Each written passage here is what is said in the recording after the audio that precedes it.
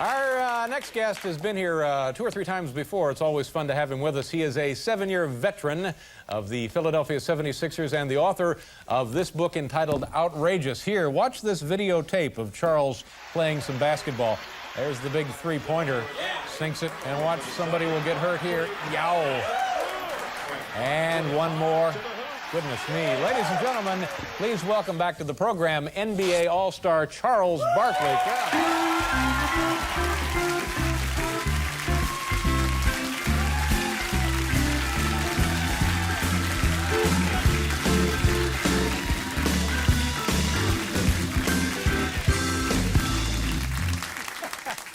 Why were you playing the Patty Duke theme song? Here's Patty, who lived most everywhere, from Zanzibar to Barkley Square.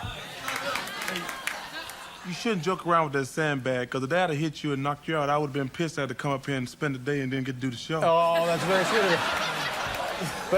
But let me warn you, whatever you do, don't say L.A. Law. You know, it seems to me now, it was about 6 weeks ago, your friend Manute was here. Tidy Bowl? Yeah, yeah. We call him Tidy Bowl. And I was asking him at the time how the two of you got along, and he didn't really have much to say. What is the nature? Are you guys good friends? I would say Manute's probably my best friend. Him and Brian Oliver are my best friends on the team. Mm-hmm. He's a great guy, really smart. Mm-hmm. I think when you look at him, people don't think he's intelligent. Because he was raised in the jungle, but he's really smart. He was. It's not my fault. Well, it's no one's fault, really. That's where he happened to be raised. But, you know, Manute and I were comparing notes after the show, and it's interesting. He and I wear the same size suit. It's true.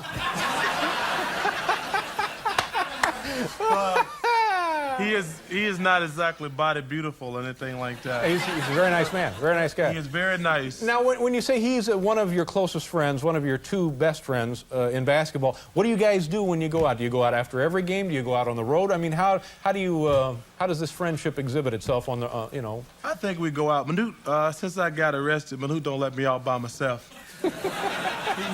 he has made it his job to make sure I can't go out in public alone. Yeah. Now that's kind of a provocative statement to drop into a conversation. What are you talking about? This was a situation in was it Milwaukee? Yeah, Dave. Yeah. Some guy was harassing me and I was parked 2 blocks away. Right. You know, people say you're supposed to walk away because I'm in a no-win situation. Mm-hmm. No, wait a minute. Set the stage for us. Where were you? Is it at a restaurant? Is it a bar? I was at a bar with a friend of mine. We walk into the car, and some guy's trying to be tough, had too much to drink, follows me 2 blocks, talk about how tough he is. So you ignore him, but he's getting closer. Before I know it, he's right behind me, and he challenges me to a fight. And I said, listen, I can't fight you. He says, I'm going to see how tough you are. And he walks up to me, puts his fist up, and I hit him.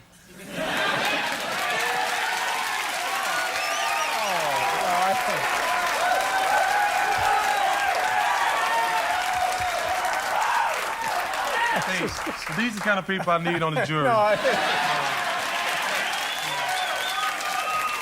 Yeah, but you know, the chances of these people being eligible for jury duty is mighty, mighty slim. But so, okay, now what will happen? Did the police come? Was the man injured? Is there going to be a trial? What's going to happen? Well, he was injured. Good Lord. I hit him. I went back, went to bed. Next thing I know, the police were banging on the door, and I went to jail. Yeah, I know. That happens to me darn near every night. Dave, I don't feel like I'm guilty. And so you were defending yourself, you believe, in this situation? No question. Yeah. All right. You can't let a person hit you. No, that's true. Yeah. And the All-Star game is coming up. It's going to be Sunday. Now, in the paper today, and I don't know how accurately you were quoted or whether you were misquoted or not, but you were saying that you don't think that your friend Magic ought to be playing in the All-Star game, or that it detracts from the other people who are making their first appearance in the contest. Or is there anything you want to add to that or clarify to that? You know, Dave, I didn't say that. What I said was, I think that I thought about calling Magic, saying, listen, his 2 ex-teammates turned against him, and now the media is bashing him. I thought that he might need to reconsider because he doesn't need all that stress in his life at this point. Right. He needs support. And I said I thought about calling him. I didn't say he shouldn't play. I've already went on the record saying he should play. And also I said later talking about the All-Star game, it's unfortunate that he is going to be the center of attention. An All-Star game is a lot of players have worked hard to get there. Guys who haven't ever been there before. It doesn't matter to me as much because I've been there a few times. Yeah. But a lot of guys, this will be their first time, and they should be the focus of attention. And he's going to be the center of attention. But I didn't say he shouldn't go. I said it's just unfortunate his friends, his ex-teammates have turned against him, and the media has turned against him. Because I think he should play. The fans vote him in, and the fans vote the starters. Yeah. It's good. But I can certainly understand why it would be important for him to do this because it's a great tribute and a great honor to an unbelievable career. And you can also understand why the fans would want to vote him in because he may be, you know, the most popular player in the history of the league. Oh, I agree. I think he should play. But I think, unfortunately, also you got to put yourself in a situation where it is going to take away some of the limelight for some of the other players. And that's unfortunate because these guys have worked hard all year to get there. But like I say, I think he should play. But it's a no-win situation. Yeah. All right. Hit me as hard as you can. Here we go. Come on. Try and drop me. Just do me a favor. Try. Come on. Try it. Oh, no. Big audio dynamite, Charles. Oh. No. You know, they really be jamming. They be getting into it. After the show, they're going to the hospital. Let's talk a little bit about, you know, I've been reading something that I find difficult to believe, that you claim to have been misquoted in your autobiography. Dave,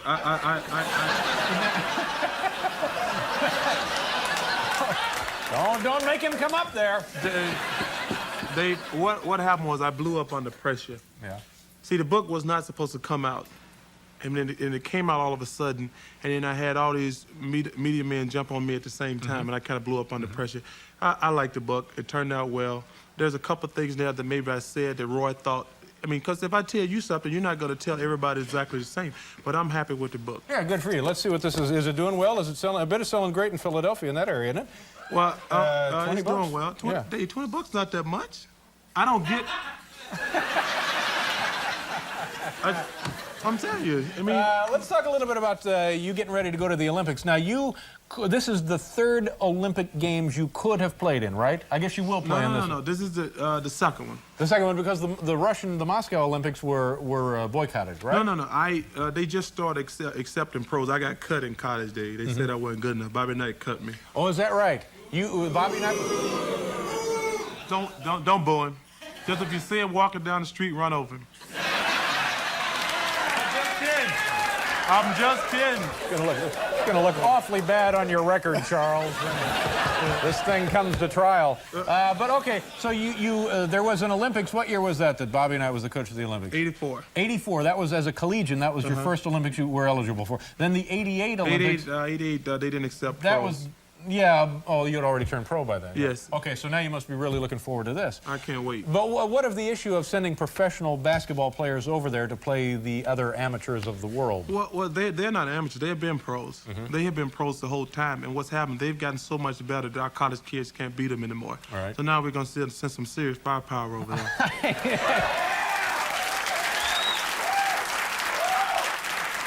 But, you know, if your first game is with, like, Finland, you know, Dave, what is that going to be? I think what happened, obviously we're going to try to kill people, but see the problem...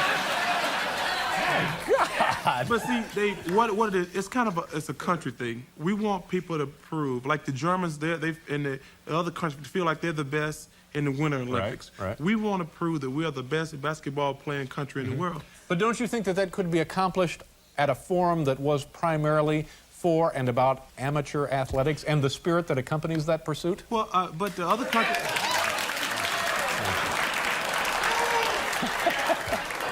See, you know only a few people fell for that. Those other countries have been using pros the entire time. Yeah. But that political system which supported that has now disappeared. And that's unfortunate because I really want to get a hold of that Yugoslavian and Russian team. Well, you still get to play the Russians. Yeah, but their team is going to be divided now. And they, they've been talking a bunch of garbage for the last few years about Yugoslavia is the best country in the world for basketball and the Russia's that good. Yeah, they have very good players. But in America, we have the best basketball players in the world. Well, it certainly will be. I think the basketball competition has got to be entertaining. I'll say that for it. We should crush people. Yeah. You coming to the Olympics? Yeah, I'll be there. I'll be there. If Get you me a room in the village. I want to be with you in the Olympic Village. We got a luxury hotel. All right. Okay, kids, we have to go. Thank you very much for joining us. We'll see you tomorrow night. Thanks, Charles. Good night.